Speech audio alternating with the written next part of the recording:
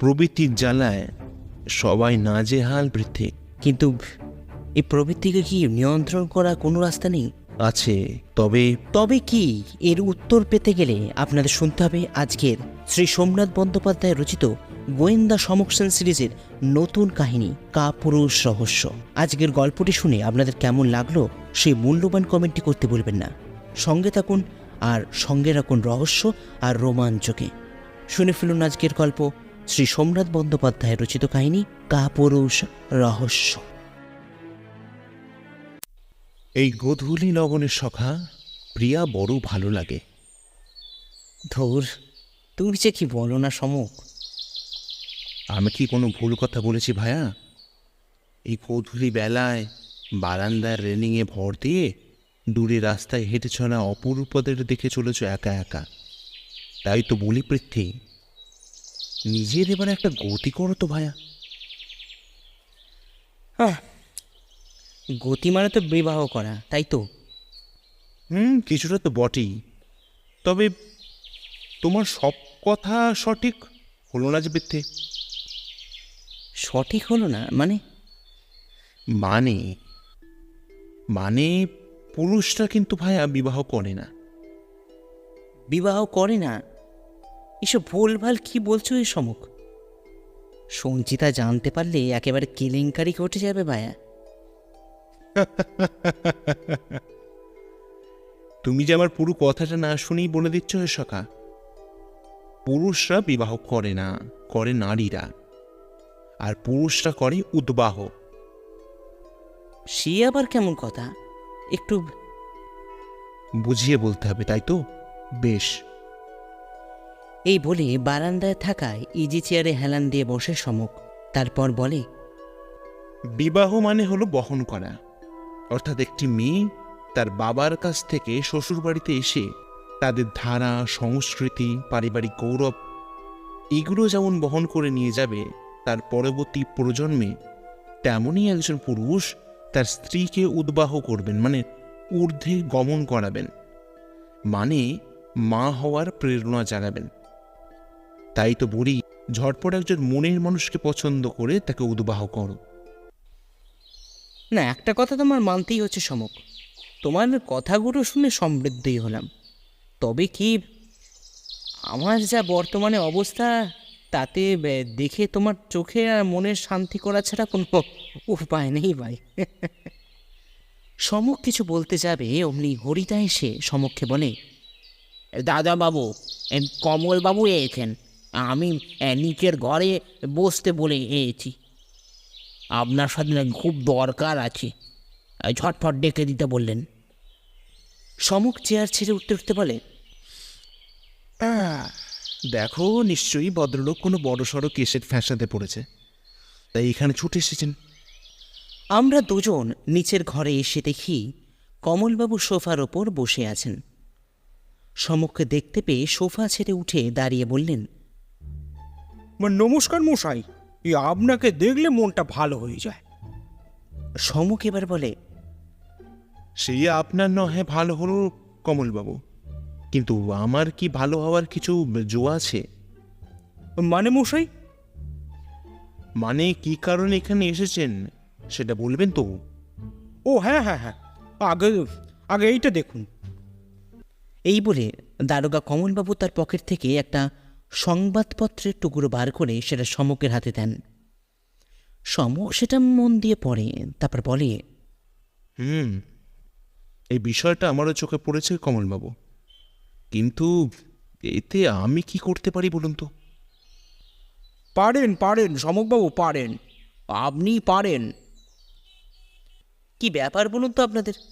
কেউ কি ব্যাপারটা একটু খুলে বলবেন? কমলবাবু আমার কথায় প্রথমটা ঘাবড়ে যান, পরে নিজেকে সামনে বলেন, না না, বিশাল কেস মশাই, যাকে বলে গোড়ায় গণ্ডগোল।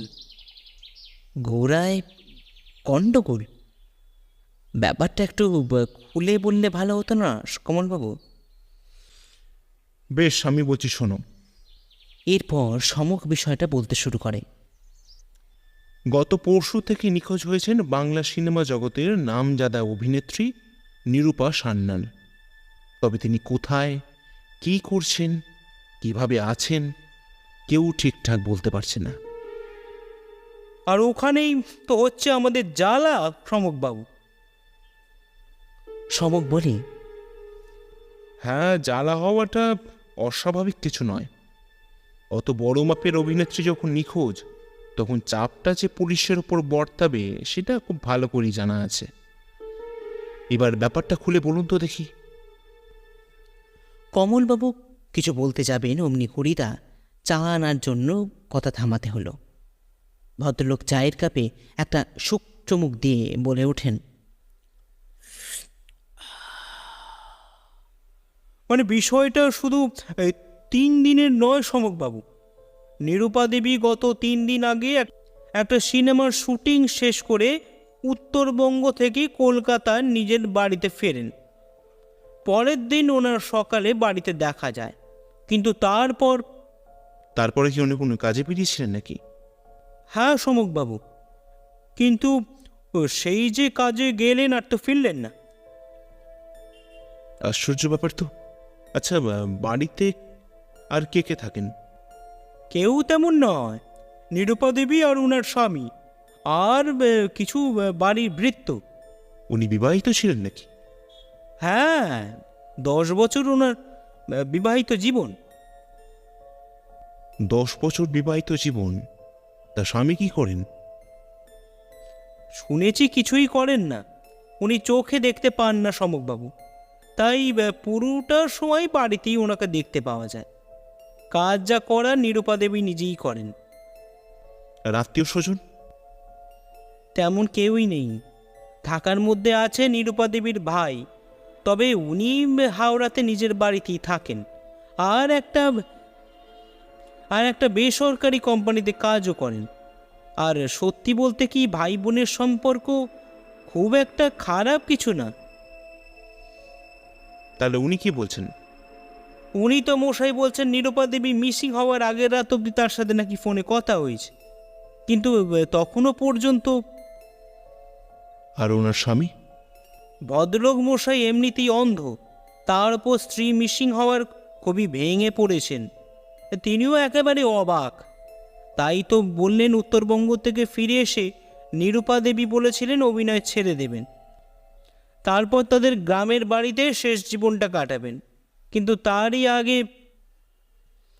এরপর কিছুক্ষণ চুপ করে থাকেন ইন্সপেক্টর কমলবাবু। তারপর সমুখের হাত দুটো ধরে বলেন, আমাকে উদ্ধার করুন সমকবাবু। ওপর থেকে প্রেশার আসছে যত তাড়াতাড়ি সম্ভব নিরূপা দেবীকে খুঁজে বার করতে। এখন এখন আপনি ভরসা। সমুখ এবার একটা দীর্ঘশ্বাস ফেলে বলে, এখানে আমি কি করব সেটাই তো বুঝতে পারছি না রে কমলবাবু। এইসব কেস তো আপনারা ভালো সলভ করতে পারেন। আর তাছাড়া এসব ভিআইপি কেসে আমার মতন সাধারণ গোয়েন্দার কি খুব একটা কিছু প্রয়োজন আছে? কি বলছেন মশাই, আপনি সাধারণ? হ্যাঁ, এটা মানছি যে আপনি সাধারণের মতন থাকেন, তবে আপনার বুদ্ধিমত্তা মোটেও সাধারণ নয় সমকবাবু। এবার ইন্সপেক্টর কমলবাবুর কথা থামিয়ে সমুখ বলে, মজা করছিলাম কমলবাবু, মজা করছিলাম। আমি কেসটা নেব, তবে তার আগে প্রথমে নিরূপা দেবীর ভাই এবং তারপর ওনার স্বামীর সঙ্গে কিছু কথা বলা দরকার। মানে বেশ তো মশাই, কোনো সেসব চিন্তা করবেন না, আমি সব ব্যবস্থা করে দেব। আজকে রাতেই আপনি ওনার ভাইয়ের সঙ্গে দেখা করে নিন, কাল বরঞ্চ। বাবা এত ফাস্ট? তার মানে তো আপনি জানতেন যে সমুখ কেসটা নিয়ে নেবে? আলবাত মশাই, তবে এখন আমি চলি, রাতে দেখা হচ্ছে। ভদ্রলোক তো চলে গেলেন, কিন্তু আমি লক্ষ্য করলাম সমুখ কেমন যেন গম্ভীর হয়ে গেল। দরজা বন্ধ করে সমুখের পাশে এসে বসে আমি জিজ্ঞাসা করি, কি ব্যাপার বলো তো সমুখ? সমুখ চোখের চশমা খুলে বলে, ব্যাপার কি সেটা আমিও জানি না পৃথ্বী। আর ততক্ষণ জানি না যতক্ষণ না সমস্ত ব্যাপারটা স্বচ্ছ হচ্ছে। মানে? মানে কমলবাবু যে সমস্ত বিবরণ দিলেন তাতে অনেক কিছুই ফাঁক থেকে গেছে ভাইয়া। তাহলে এখন কি করবে? তাহলে তাহলে পুনঃগমন। কী সব হেয়ালি করছো বলো তো সমক্ষ মুচকি হেসে বলে, হেয়ালি নয় পৃথ্বী, আজ রাতে নিরূপা দেবীর ভাই আর কাল সকালে ওনার স্বামীর সঙ্গে কথা বলার অবধি কিচ্ছু বোঝা যাচ্ছে না। এরপর সমক সোফা ছেড়ে উঠে বলে, বরঞ্চ চলো, হরিদা ভারী সুন্দর খাসির ঝোল আর গরমা গরম ভাত রেঁধেছে, গন্ধরাজ লেবু চটকে কবজি ডুবিয়ে খাওয়া যাক। চলো। এখন আমার সামনে ইন্সপেক্টর কমলবাবু, তার ঠিক পাশে নিরূপা দেবীর ভাই এবং আমার পাশে সমক তার হাতের মুঠোতে থাকা একটা একটা করে ছোলা খাচ্ছে আর সবার দিকে তীক্ষ্ণ দৃষ্টিতে তাকিয়ে আছে। কমলবাবু এবার নীরবতা ভঙ্গ করে বলেন, মশাই আবার কথা মতো দিলীপবাবুকে সঙ্গে নিয়ে আপনার কাছে এসেছে, এবার আপনার পালা। সমক এবার নিজের হাত ঝেড়ে দিলীপবাবুকে প্রশ্ন করে, আচ্ছা দিলীপবাবু, আপনি হয়তো জানেন যে কমলবাবু মানে ইন্সপেক্টর কমলবাবু আমি সহায়তা করছি, আর আমিও আশা করি যে আপনিও আমাকে সহায়তা করবেন। কি বলছেন সমকবাবু? অবশ্যই সাহায্য করব। আমি যখন শুনি কমলবাবু আপনাকে রেকমেন্ড করছেন, তখনই আমি বুঝে যাই যে আমার দিদিকে আমি খুঁজে পাবো। বেশ, তবে তার আগে মানে কোনো প্রশ্ন করার আগে আমি আপনার সম্বন্ধে কিছু জানতে চাই। হ্যাঁ বেশ, তো বলুন না। আপনি কি করেন? দেখুন সমকবাবু, আমি একটা বেসরকারি কোম্পানিতে সেলসের কাজ করি। মাসের বেশিরভাগ সময়টাই বিদেশে কাটাই। খেটে খুটে যা পাই তাতে একলা মানুষ ভালোভাবেই চলে যায়। বুঝলাম। সমক এবার দিলীপবাবুর দিকে ঝুঁকে পড়ে বলে, আচ্ছা, আপনার দিদির সাথে আপনার সম্পর্ক কেমন ছিল মিস্টার? দিলীপ ভদ্র, হ্যাঁ বলতে পারেন ভালোই ছিল। বেশিরভাগটা ফোনেতেই ওর সাথে কথা হতো। বুঝতেই পারছেন, আসলে ও কাজের চাপে খুব একটা সময় বার করতে পারতো না। আর আমিও তো এখানে থাকি না, তাই দেখা সাক্ষাৎ তেমন কিছুই হতো না সমকবাবু, তাই ফোনে কথা হতো। আমি বলি, আচ্ছা আপনি কবে শেষ দেখা করেন আপনার দিদির সাথে? তা ধরে নিন না, মাসখানেক তো হবেই। এবার তো কাজ থেকে ফিরে এসে ওর সাথে দেখা করারই কথা ছিল, আর ও সেটা জানতো। তার ওর নিখোঁজ হওয়ার আগের রাত অবধি ওর সাথে আমার ফোনে কথাও পর্যন্ত হয়েছে, কিন্তু পরের দিনই জামাইবাবুর কাছ থেকে জানতে পারি দিদি নিখোঁজ। তা আপনার জামাইবাবুর কি বক্তব্য এই নিয়ে? সে আর কি বলবে বলুন তো মিস্টার সেন, দিদির দয়ায় টিকে আছে। আর তাই আমিও কমলবাবুর সাথে যোগাযোগ করি এই বিষয়টা ক্লিয়ার করার জন্য। আপনার কাউকে সন্দেহ হয়? দেখুন, দিদির যা পেশা তাতে শত্রুর অভাব খুব কম নেহাত কিছু নেই। আর সত্যি বলতে কি, দিদি তার পেশার ব্যাপারে সেরকম কিছুই আমাকে বলতো না। তাই ঠিক আছে দিলীপবাবু, আপনি আজ আসুন। তবে একটা কথা, হ্যাঁ বলুন না। শহর ছেড়ে এখন কটা দিন না কোথাও যাবেন না, আর যদিও বা যান তাহলে কমলবাবুকে ইনফর্ম করে তবেই যাবেন। বেশ। আর আর কি মিস্টার সেন? সমক একটা ধূর্ত হাসি হেসে বলে, আবারও বিরক্ত করব কিন্তু আপনাকে দিলীপবাবু, রাগ করলে চলবে না। না না, সেসব আপনি করতেই পারেন এনি টাইম। দিলীপবাবু তো চলে গেলেন, কিন্তু আমার মনের মধ্যে যেন রাজ্যের প্রশ্ন জমা হয়েছে। এদিকে সমক আবার নিজের ডায়েরিতে ফোন দেখে কী সব লিখে চলেছে, আর মাঝে মাঝে ফিক ফিক করে হাসছে। আমি বলি, কি ব্যাপার গোয়েন্দাবাবু, কী সব লিখছেন? সমক একইভাবে লিখতে লিখতে বলে, বুঝলে পৃথ্বী, নিরূপা দেবী সম্বন্ধে কিছু তথ্য জোগাড় করেছি। ভদ্রমহিলার এলেম আছে ভায়া। আমি অবাক হয়ে বলি, এলেম আছে? কীরকম ব্যাপারটা? এর আগে ভদ্রমহিলা 4 বার বিবাহ করেছেন, প্রত্যেকবারই কেটে গেছে। এইটা 5 নম্বর। বলো কি হে? ভেবেই দেখো, যেখানে তুমি একটাও করতে সাহস পাচ্ছ না, সেদিকে তিনি আবার 5 বার। তবে একটা কথা কিন্তু আমি খুব মেনে চলি ভায়া। কি কথা চিরকমর? 5 বার বিবাহ করে চরিত্রহীন হওয়ার চেয়ে একবারও বিবাহ না করে চরিত্রবান থাকা অনেক ভালো, এবং সেটা স্বাস্থ্যের জন্য উপকারী। সমক ডায়েরিটা তার পাশের টেবিলে রেখে বলে, হ্যাঁ, এই কথাটা কিন্তু তুমি ধ্রুব সত্যি কথা বলেছ ভাইয়া। চরিত্র হলো অমূল্য সম্পদ, তাই তাকে রক্ষা করে চলাই ভালো। এরপর চেয়ার ছেড়ে উঠে আমাকে বলে, এবার চলো শুয়ে পড়ে যাক, কাল আবার নিরূপা দেবীর স্বামীর সঙ্গে সাক্ষাৎকার আছে। চলো। সমক তো নিজের ঘরে চলে গেল, কিন্তু আমি একা একা ভাবতে থাকি, আদৌ কি করে সমক রহস্যের সমাধান করবে। মশাই, আজ কি জিজ্ঞাসা করবেন? কিছু ঠিক করেছেন নাকি? প্রশ্ন করলেন কমলবাবু। সমক গাড়ির সামনের কাছ থেকে রাস্তা দেখতে দেখতে বলে, এভাবে কিছু ঠিক করা যায় না কমলবাবু। সব কিছুর একটা পরিস্থিতি আছে, আর সেই পরিস্থিতি বুঝে চলাতেই আমি বিশ্বাস করি। হ্যাঁ, তা ঠিক। এরপর ভদ্রলোক আমার দিকে ফিরে বলেন, তা পৃথ্বীজিৎ বাবু, আপনারও কি একই মত নাকি?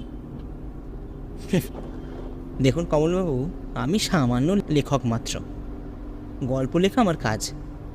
তাই গোয়েন্দা হিসেবে কী প্রশ্ন করা উচিত তা আমি বলতে পারবো না। হ্যাঁ, তবে সমুখের ওপর আমার অগাধ বিশ্বাস আছে, ও যেটা করবে বুঝে সুঝে কিছু করবে। আমাদের গাড়ি যখন নিরূপা দেবীর বাড়ির সামনে গিয়ে থামল, তখন ঘড়িতে 11টা বাজে। গাড়ি থেকে নামতে দেখি দোতলা একটা বাড়ি, তার সামনে ছোট্ট মতন একটা বাগান, তার পাশে বিদেশি একটা গাড়ি দাঁড়িয়ে। লোহার গেট কাছে পৌঁছাতে দেখি তার ওপর লেখা বিওয়্যার অফ ডগস। এটা দেখা মাত্র আমি সমককে বলি, ওহে সমক, এই যে কেলেঙ্কারি ব্যাপার গো, ভেতরে কুকুর। কমলবাবু হাসতে হাসতে বললেন, আরে ভয় পাবেন না পৃথ্বীজিৎ বাবু, ওগুলো সকলেই বাঁধা থাকে খাঁচার ভেতর। রাতে খুলে দেয়া হয় হয়তো। প্রথম দিনে আমি এসে চমকে যাই, পরে সেরকম ভয় নেই। চলুন চলুন। গেট খুলে ভেতরে ঢুকতে দেখি নুড়ি বেছানো রাস্তা সিধে চলে গেছে বাড়ির সদর দরজার কাছে। তার বাম পাশে লোহার খাঁচায় রাখা রয়েছে গোটা 5 বিদেশি কুকুর। আমি সমুখের হাতটা শক্ত করে ধরে সদর দরজার সামনে দাঁড়ালাম। কমলবাবু কলিং বেল বাজাতে এক ভৃত্য দরজা খুলে আমাদের বসার ঘরে নিয়ে যায়। সেইখানে পৌঁছাতে দেখি এক 50 ঊর্ধ্ব ভদ্রলোক সোফার ওপর বসে আছেন। তার পরনে সাদা পাঞ্জাবি আর পায়জামা, চুল ব্ল্যাক ব্রাশ, চোখে কালো ফ্রেমের চশমা। কমলবাবু দরজার সামনে থেকে বলেন, নমস্কার মিস্টার রায়, ভেতরে আসতে পারি? ভদ্রলোক বলেন, আসুন আসুন কমলবাবু, আসুন, আপনাদের অপেক্ষাই করছিলাম। আমি লক্ষ্য করলাম সমক ভদ্রলোককে আপাত মস্তক তীক্ষ্ণ দৃষ্টি দিয়ে দেখে চলেছে। ভদ্রলোক বলেন, বসুন বসুন, আপনার বসুন। আমরা মিস্টার রায়ের সামনে একটি সোফায় 3 জনে ভাগাভাগি করে বসি। কমলবাবু আমাদের সঙ্গে ওনার পরিচয় করিয়ে দেন। মিস্টার রায় বলেন, সবই তো শুনেছেন মিস্টার সেন। নিরূপা যে কোথায় আছে, কি করছে, আমি কিছুই জানি না। নিজে যে একটু খোঁজাখুঁজি করব, তারও কোনো উপায় নেই সমকবাবু। এখন এই বলে চুপ করে যান ভূপেন্দ্রনাথ রায়। সমক এবার ভূপেন্দ্রবাবুর চশমার দিকে এক দৃষ্টিতে তাকিয়ে বলে, আপনার কি ধারণা নিরূপা দেবী কি হয়ে থাকতে পারে? ভদ্রলোক একটা আফসোসের ভঙ্গিতে বলেন, দেখুন, ওর যা পেশা তাতে শত্রুর অভাবও ছিল না। আমি সারাক্ষণ সাবধান করতাম, কিন্তু কিসের কিন্তু ভবেন্দ্রবাবু? আসলে আমার চোখের দৃষ্টি চলে যাওয়ার পর থেকেই ওর কাছে আমি একটা বোঝা হয়ে যাই। আর এই বলেই চোখের জল মুছেন ভূপেন্দ্রবাবু। এর আগে কখনো এরকম হয়েছে নাকি? না না, আমার সাথে কথাবার্তা ইদানিং অনেক কমে গেলেও কাজ থেকে ফিরবে আর কোথায় যাচ্ছে সেটা আমাকে বলে যেত। তার মানে আপনাদের সঙ্গে সম্পর্কের টানাপোড়েন চলছিল? চলছিল বলছেন কি মশাই, চলতেই থাকে। ওই যে বললাম, বোঝা। কথা থামান মিস্টার রায়। এবার সমক যে প্রশ্ন করে তার জন্য আমি আর কমলবাবু একেবারেই প্রস্তুত ছিলাম না। সমক বলে, একটা প্রশ্ন করতে পারি ভবেন্দ্রবাবু, যদি কিছু মনে না করেন? আর কি বা মনে করব বলুন তো মিস্টার সেন? আমার উত্তরে যদি নিরূপাকে ফিরাতে আপনার সুবিধা হয় তাতে আমার বিশেষ কিছু আপত্তি নেই। আচ্ছা, নিরূপা দেবী এর আগেও 4 বার বিবাহ করেছেন, তাদের মধ্যে কেউ? সেটা বলা খুব মুশকিল সমকবাবু। এরপর কিছুক্ষণ চুপ থেকে ভদ্রলোক বেশ রূঢ়ভাবে বলেন, আর অতীত সম্পর্কে আমি জানতেও চাই না। আশা করি আপনিও আপনার সব উত্তরই পেয়েছেন মিস্টার সেন। আমি এবার একটু উঠব, তাই যদি সমক তাড়াতাড়ি বলে, হ্যাঁ অবশ্যই ভবেন্দ্রবাবু, তবে দরকারে কিন্তু আবারও জানাতে আসতে পারি। ভদ্রলোক কিছু না বলে চেয়ার ছেড়ে উঠে দাঁড়িয়ে আমাদের সামনে দিয়ে ঘরের বাইরে বেরিয়ে যান। আমি লক্ষ্য করলাম সমক এক দৃষ্টিতে তাকিয়ে আছে ভূপেন্দ্রবাবুর দিকে। রাস্তায় আস্তে আস্তে আমি সমককে বলি, আচ্ছা সমক, তুমি ওইভাবে কি দেখছিলে ওনার দিকে? সমক হাঁটা থামিয়ে বলে, দেখো, ভদ্রলোক বড়ই অসহায় ভায়া, 5 দিন হলো স্ত্রী বাড়ি ফেরেনি। এরপর কমলবাবুর দিকে ফিরে বলে, কমলবাবু, আপনারা চলে যান, আমার কিছু কাজ আছে, পরে যাব।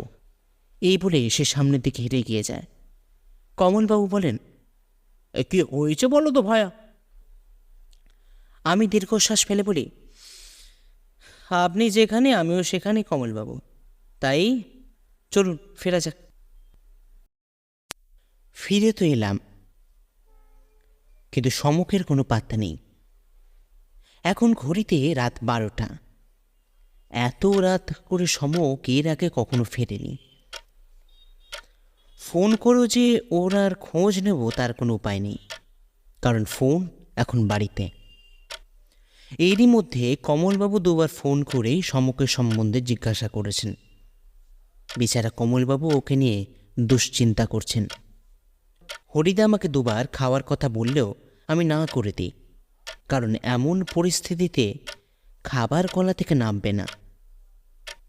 কি করব ঠিক করতে পারছি না। আর সঞ্চিতাকেই বা কী জবাব দেব কিচ্ছু বুঝতে পারছি না। এসব ভাবছি, হঠাৎ দরজার কলিং বেলটা বেজে ওঠে। আমি গিয়ে দরজা খুলতে দেখি সমক দাঁড়িয়ে আছে, তার মাথায় ব্যান্ডেজ। আমি জিজ্ঞাসা করি, কি ব্যাপার সমক, কি হয়েছে তোমার? সমক ঘরের ভেতর ঢুকে চেয়ারে বসে বলে, সব প্রশ্নের উত্তর পাবে ভায়া, তার আগে ডিনারটা করে এসো। তুমি খাবে না? না, তুমি খেয়ে এসো। এরপর মাথার উপর হাত রেখে চোখ বুজে সমক। আমি খাওয়া দাওয়া শেষ করে সমকের কাছে এসে প্রশ্ন করি, এবার বলো তো এরকম কি করে হলো? সমক মাথা থেকে হাত সরিয়ে বলে, ও কিছু নয় পৃথ্বী, রাস্তা দিয়ে আনমনা হয়ে যাচ্ছিলাম, একটা গাড়ি। ছাড়ো এসব কথা, তুমি বরং এবার শুয়ে পড়ো পৃথ্বী, অনেক রাত হলো। আমি বলি, আচ্ছা সমক, এই নিরূপা দেবীর কিছু খোঁজ পেলে নাকি? সমক একটা মুচকি হেসে বলে, শুয়ে পড়ো পৃথ্বী, কাল অনেক কাজ আছে। তার মানে জবনিকা? হতেও পারে। মাথা রেখে বিশ্রাম দাও ভায়া। এই বলে আবারও মাথার উপর হাত রেখে চোখ বন্ধ করে সমক। সকালে ঘুম ভাঙে সমকের ফোনের আওয়াজে। সমক সেটা রিসিভ করে কথা বলতে শুরু করে। কথা শুনে তো মনে হয় কমলবাবুই হবেন, তবে সমকের গলা শুনে আমার মোটেও ভালো লাগলো না। কিছুক্ষণ পর সমক ফোন রেখে আমার কাছে এসে বলে, পৃথ্বী, নিরুপা দেবীর বাড়ি থেকে কাল রাতে নাকি চোর আসে, আমাদের তাড়াতাড়ি ওখানে যেতে বলেছেন কমলবাবু। গাড়িতে যেতে যেতে আমি সমককে প্রশ্ন করি, আচ্ছা সমক, এ কিছু চুরি হয়েছে নাকি? সমক সামনের দিকে একইভাবে তাকিয়ে বলে, না। কুকুরগুলো কি করছিল? সেটাই তো অবাক লাগছে ভায়া, যতক্ষণ না ওখানে গিয়ে পৌঁছাতে পারছি। এই বলে আবার চুপ করে সে। আমাদের গাড়ি যখন নিরুপা দেবীর বাড়ির সামনে গিয়ে দাঁড়ায়, দেখি কমলবাবু দাঁড়িয়ে আছেন। আমরা গাড়ি থেকে নামতেই ভদ্রলোক আমার কাছে এসে সমককে বললেন, কি ঘটে গেল বলুন তো মশাই? এমনিতেই নিরুপা দেবীর অন্তর্ধান, তার উপর ওনার বাড়িতে লাগে চোর। উফ, এ কি যে করি না। সমক কমলবাবুকে আশ্বাস দিয়ে বলে, ঘাবড়াবেন না কমলবাবু, আগে বিষয়টা দেখতে দিন। আর কুকুরগুলো? সেও এক অদ্ভুত ব্যাপার মশাই, কাল ওরা খাঁচা থেকেই বেরোয়নি। স্ট্রেঞ্জ। আমরা বসার ঘরে ঢুকতেই ভূপেন্দ্রবাবু বলে ওঠেন, আসুন মিস্টার সেন, কি যে বিপদের মধ্যে আছি, আপনি কিছু একটা করুন। সমক একটা ধূর্ত হাসি এসে বলে, করব মিস্টার রায়, করব, তবে তার আগে আমার কিছু প্রশ্ন আছে আপনাকে। ভূপেন্দ্রবাবু অবাক হয়ে বলেন, আমাকে? হ্যাঁ, আপনাকে। বেশ, বলুন। আমরা তিনজন ভূপেন্দ্রবাবুর সামনে সোফায় ভাগাভাগি করে বসলাম। আমি লক্ষ্য করলাম সমক সোফায় হেলান দিয়ে এক দৃষ্টিতে তাকিয়ে আছে ভূপেন্দ্রবাবুর দিকে। ভূপেন্দ্রবাবু এবার বলেন, বলুন মিস্টার সেন, কি প্রশ্ন আছে আপনার? সমক এবার তার দিকে ঝুঁকে পড়ে বলে, নিরুপা দেবী কোথায় মিস্টার রায়? ভূপেন্দ্রবাবু অবাক হয়ে বলেন, এসব বলছেন আপনি? আমি কি করে জানবো? সেটা তো আপনি খুঁজে বার করবেন।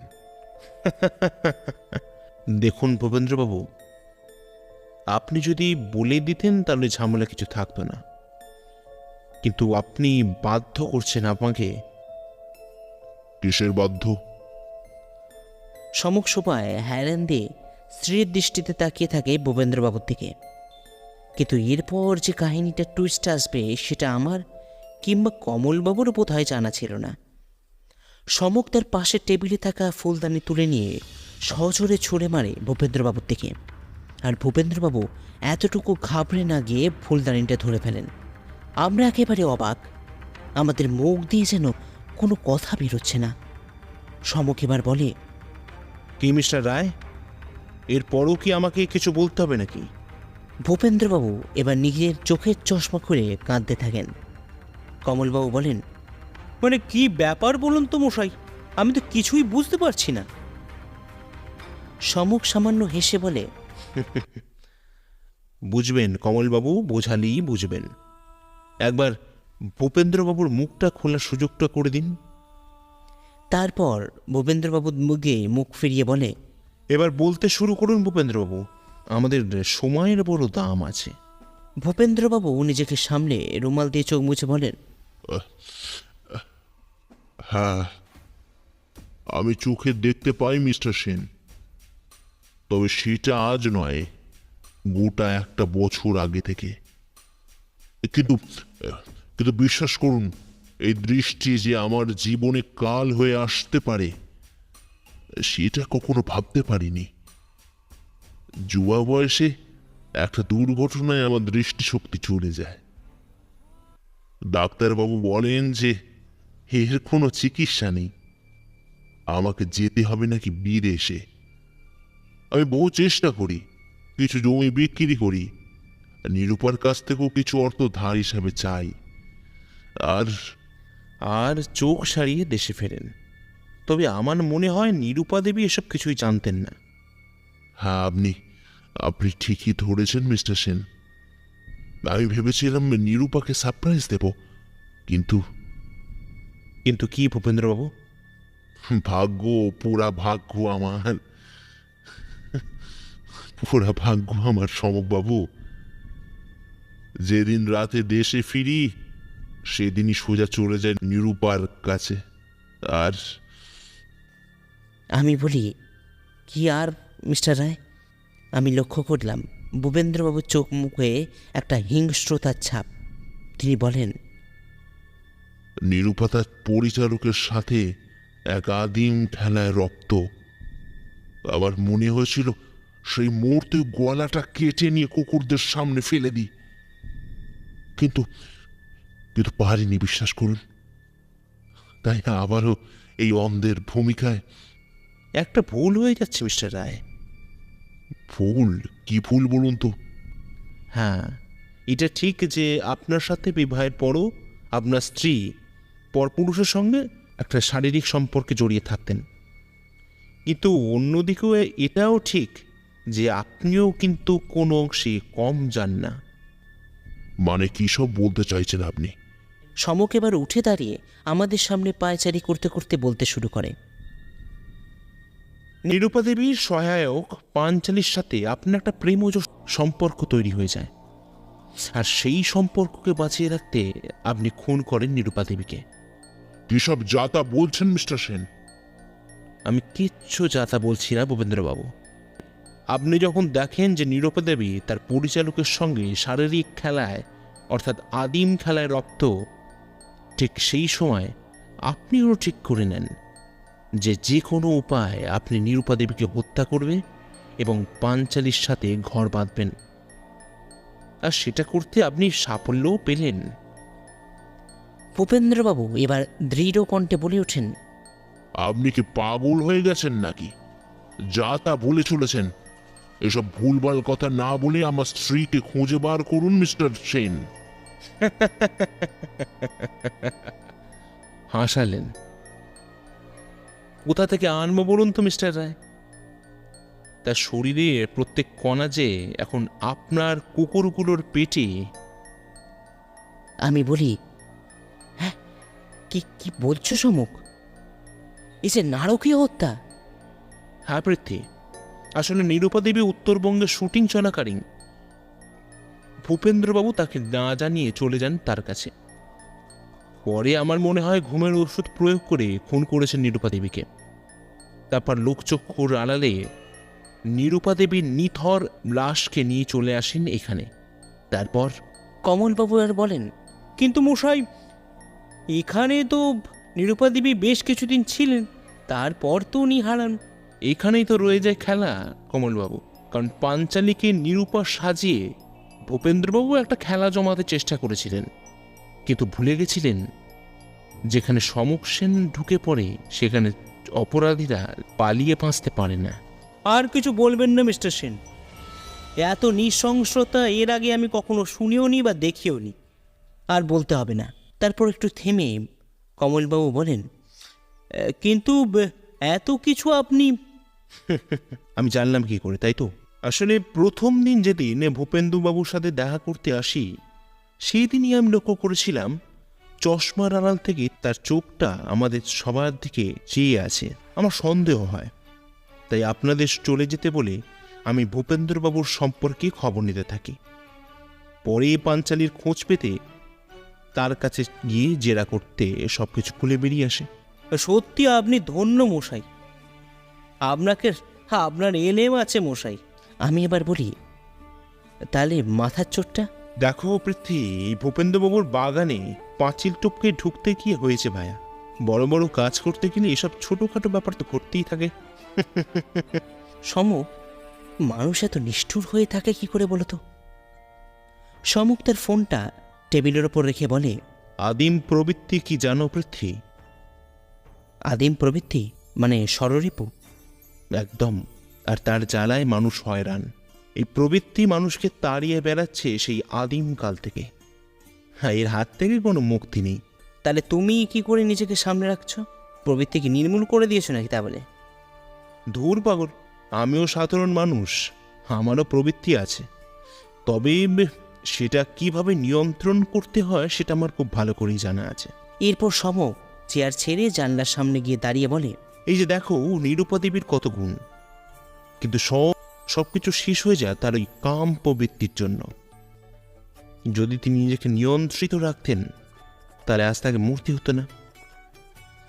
তাই খারাপটা নগণ্য করে ভালোটা আঁকড়ে চেপে ধরে থাকতে হয় পায়া, বুঝলে? এসে তাকিয়ে থাকে বাইরের বৃষ্টি স্নাত প্রকৃতির দিকে। কিন্তু একটা কথা মানতেই হচ্ছে, সমকের কথাগুলো যতই দুর্বোধ্য হোক না কেন, সেই পথ যে অমৃতের সন্ধানী তা বলে দিতে হয় না। আপনারা শুনছিলেন শ্রী সোমনাথ বন্দ্যোপাধ্যায় রচিত সমক সেন সিরিজের একটি নতুন কাহিনী, কাপুরুষ রহস্য। গল্পটি আপনাদের কেমন লাগলো সেটা জানাতে ভুলবেন না বন্ধুরা। সঙ্গে থাকুন আর শুনতে থাকুন রহস্য আর রোমাঞ্চ। নমস্কার।